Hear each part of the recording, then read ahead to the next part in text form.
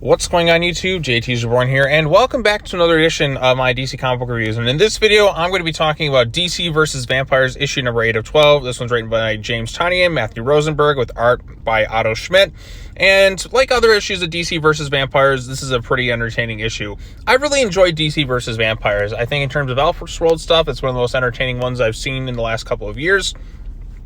In a lot of ways, kind of like the DC's written by Tom Taylor.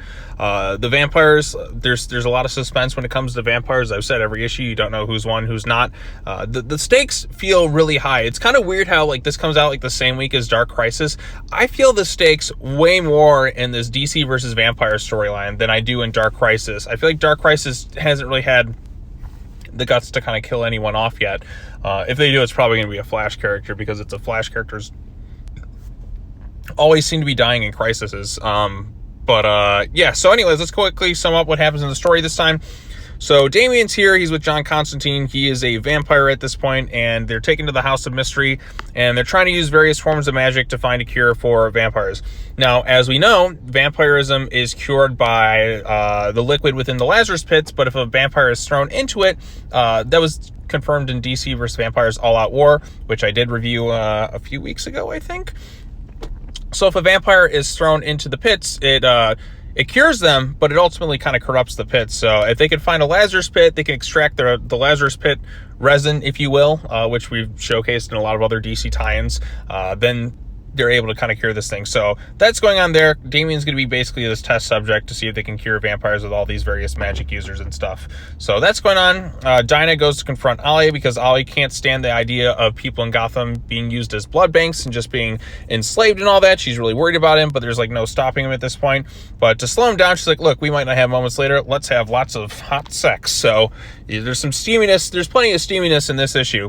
And then, of course, things don't go well at the House of Mystery as various other mystics who are now vampires have kind of shown up. And it's left ambiguous what happens. John Constantine kind of shows up later on the issue after Barbara has some sort of nightmare, a weird sex nightmare dream about Nightwing. So Nightwing's here. You can see it looks like he's hooking up with Starfire here.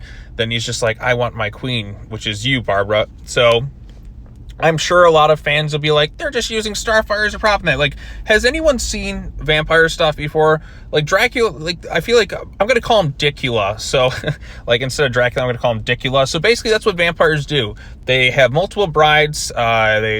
They're very sexually charged and all that. They seduce everyone. She's having visions of it now. And she still is like, you know, she wakes up like, oh God, another weird sexualized nightmare. She's like, oh yes, please give it to me, daddy, and all that right now. And then she wakes up from it, and Constantine kind of shows up and kind of confronts about the whole thing. So yeah, that's what vampires do. So, I mean, if people think they're just kind of like taking a shot at Starfire, it's not really the case. This is a villain, Dick Grayson. He's a vampire now. Vampires do this. They have multiple thoughts on standby. It's just kind of something they do. I mean, look at Dracula. How many brides he had?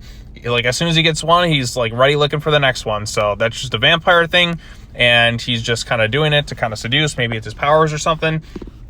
But there you go. So he's really having a good time here. Like, Dick Grayson as the villain is still pretty interesting, though. I think it really works for the story. And Otto Schmidt's artwork, of course, is really, really good because it's Otto Schmidt doing the artwork. So she's there. She tries to get Harley Quinn and that away so they can like kind of go to Gotham, take down Dick Grayson and all that. Kara's off. They're trying to get her. Like, there's kind of two simultaneous things. You got Steel and Kara. They're trying to get her to Australia because the sun axis is there. She's like the last most powerful being on the planet at this point that hasn't been turned. So you have that going on there. You have one of the Wonder Twins showing up as well. And then the issue kind of ends with everyone kind of going their own little separate journeys right now. So yeah, artwork is really good. There's a lot of suspense in the storyline. A lot of it's kind of left ambiguous as to what happens in the House of Mystery.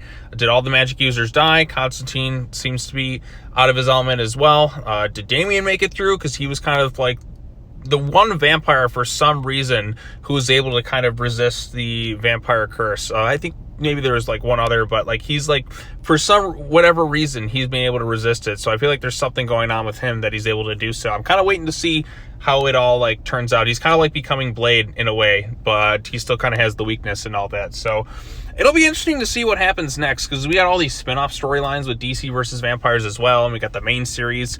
I really like this DC versus vampire stuff. I've enjoyed it quite a bit. There's a lot of exciting stuff. Maybe it's getting a little tough sometimes to follow now that they're adding in all these various spin-offs at this point that have like kind of given away some key critical information.